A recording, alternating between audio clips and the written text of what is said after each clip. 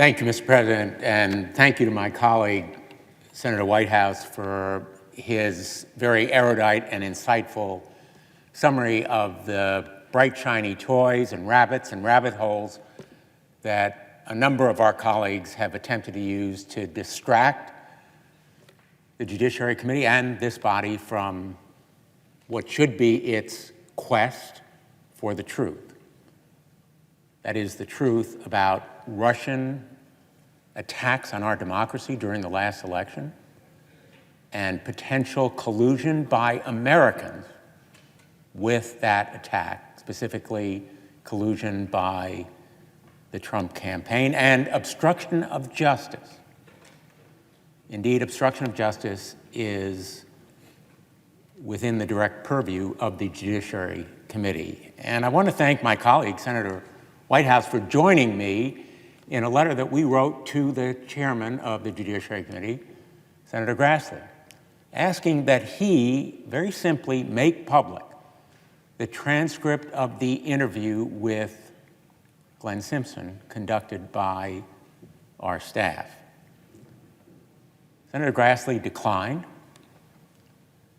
but earlier today, Senator Feinstein released the interview, advancing the American people's right and need to know the full truth.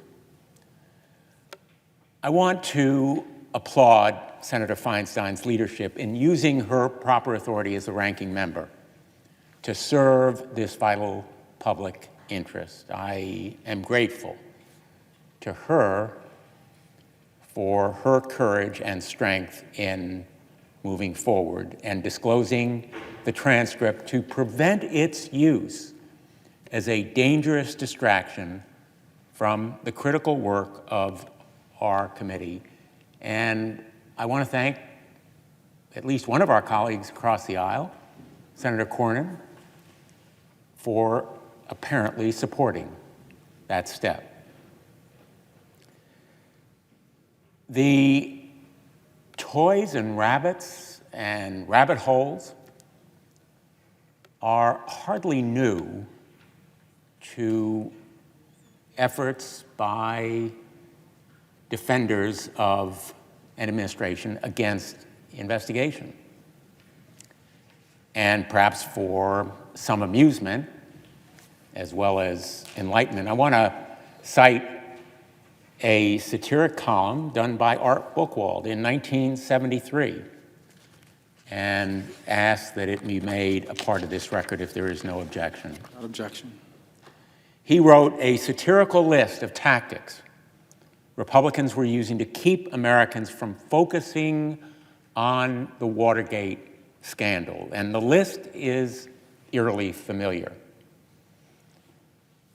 The tactics being employed by the Trump supporters today ring of those same tactics used in Watergate. Buchwald suggests focusing on accusations made against prominent Democrats or individuals who have accused Richard Nixon of wrongdoing. He suggests attacking the media. He suggests saying the Democrats, quote, are sore because they lost, end quote. He suggests deflecting blame to a, quote, bunch of kids,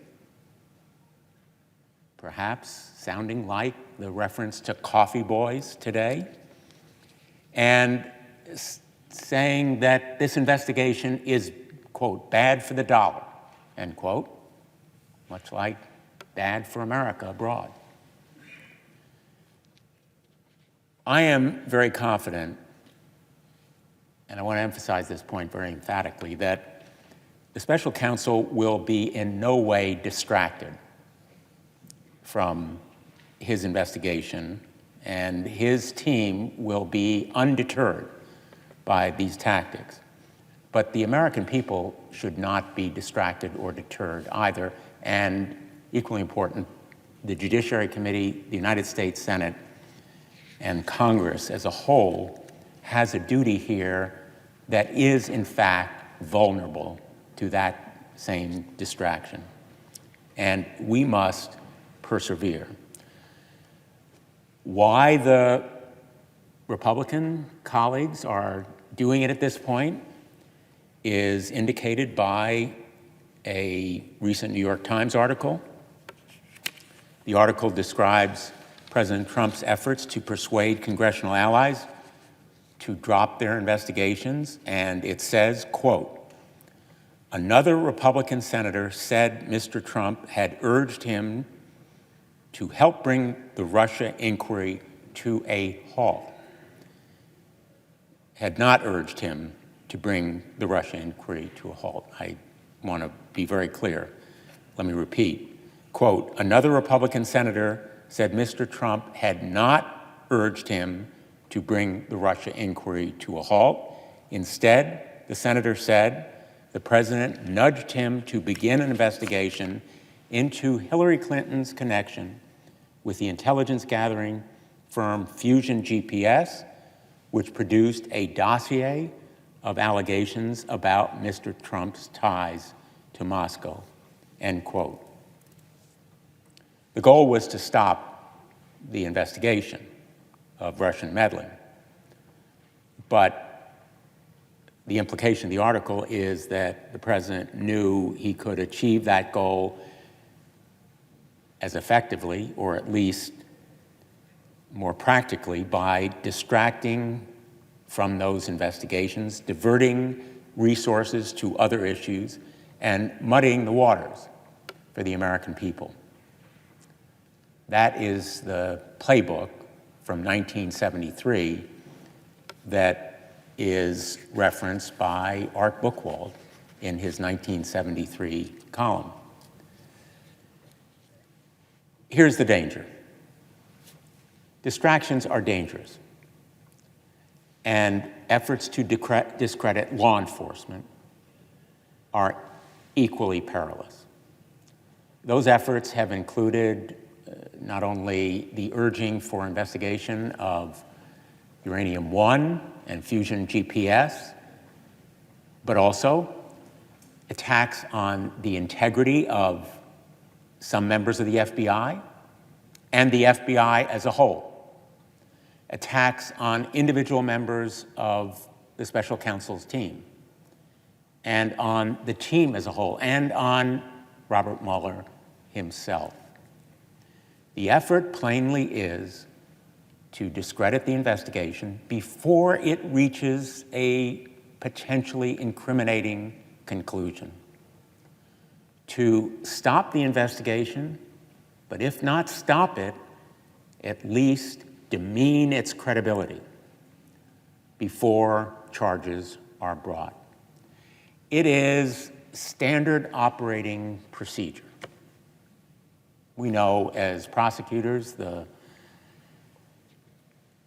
distinguished senator from Rhode Island and I served as United States attorneys and then attorneys general for our state. We know going into the courtroom, we can expect to be attacked, that our teams can expect to be attacked. That's what defense lawyers do.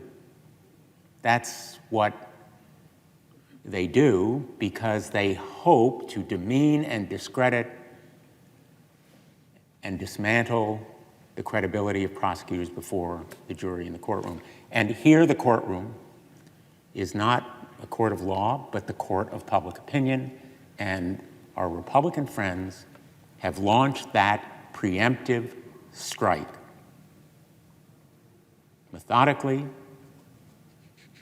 and meticulously, just as the special counsel is engaging in his investigation methodically and meticulously.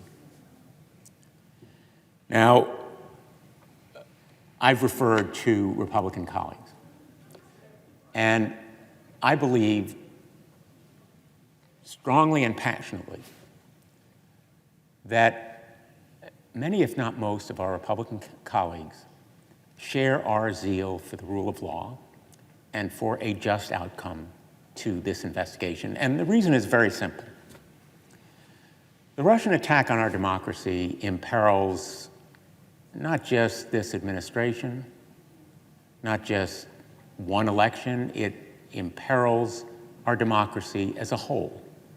The meddling in our elections was perhaps done to advance the Trump candidacy in 2016, but it can be used against the Trump candidacy in 2020. It can be used against another Republican candidate in that year. It can be used in 2018 against other candidates for Congress, for state election.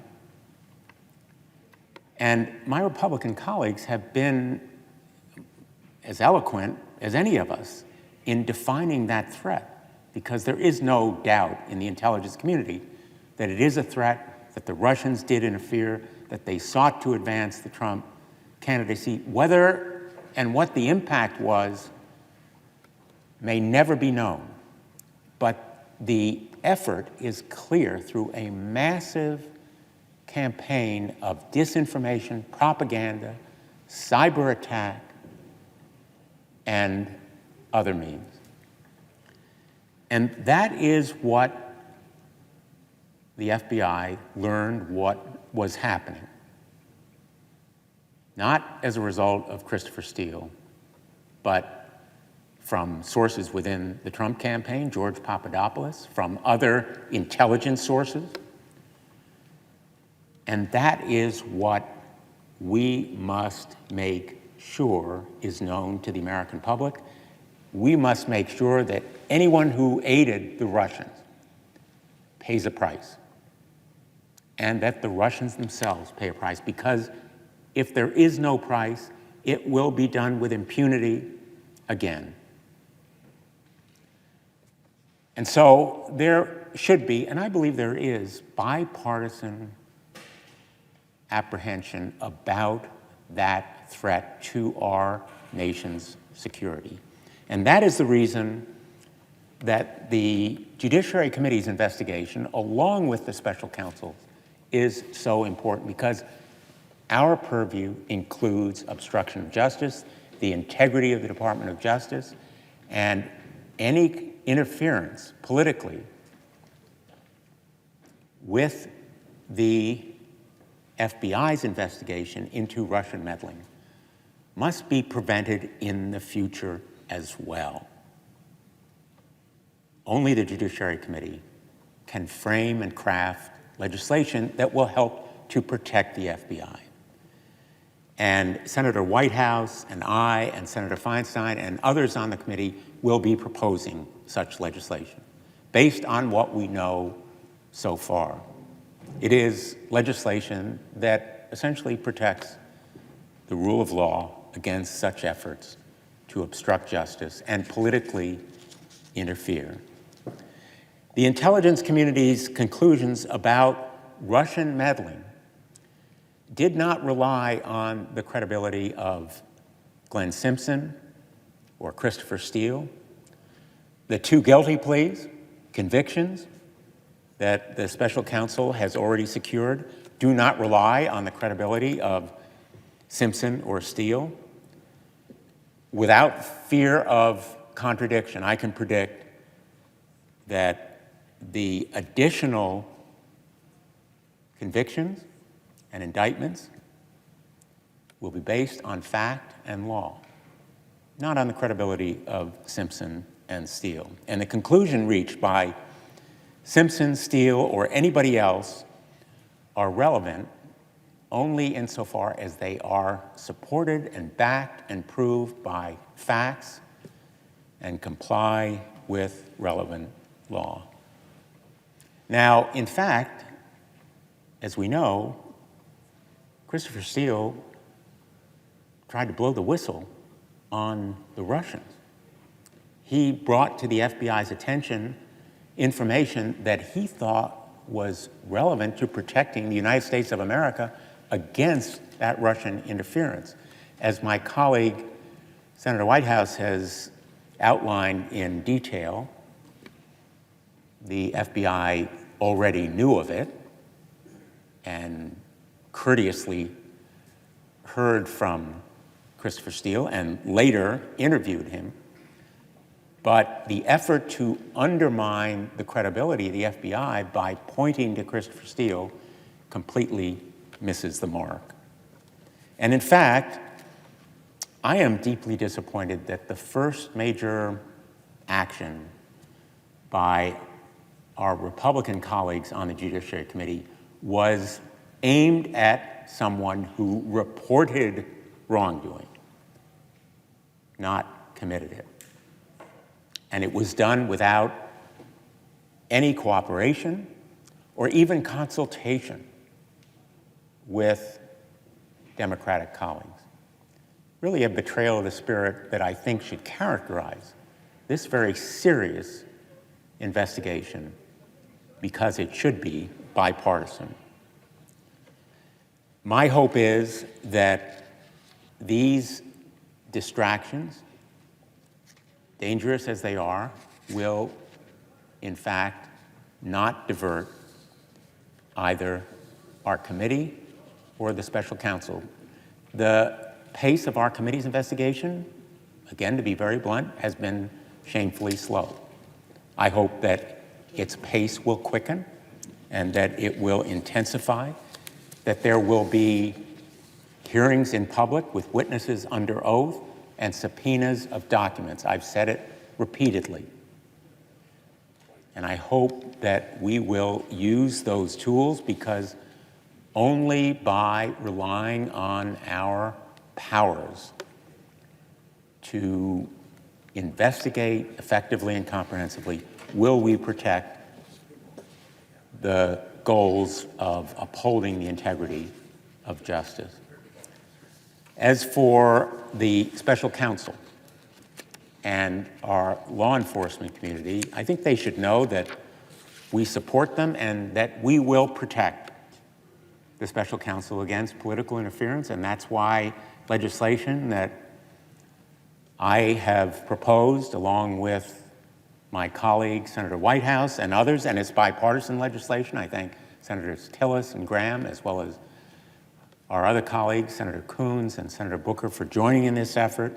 That legislation has already had a hearing. It should be voted to the floor and passed by the Congress, so that there is no question that the special counsel will be protected against interference or firing. As that investigation moves closer to the Oval Office, as it tightens its grip on members of the administration, there will be increasing threats and efforts to intimidate. The FBI and the Department of Justice, as well as the special counsel, have a well-earned reputation for integrity and zeal. It is part of our rule of law that the law is enforced. Enforcement of the law depends on thorough and independent investigations that are pursued without fear or favor, without efforts to distract or demean. And this body, the United States Congress, has an obligation to support those kinds of values. They are uniquely American values. They are the underpinning of all of our law, all that we hold dear, all that we celebrate in this body and in this country. My hope is that we will be part of the effort to avoid politicizing pursuit of justice. It diverts energy and attention away from credible criminal investigation. It sends a message to this president and future presidents and everybody who occupies any office that there is no recourse to diverting and distracting, to the toys and rabbit holes that may be used to squander resources or undermine credibility. We should join in that effort, Republican and Democrats alike, to preserve the rule of law.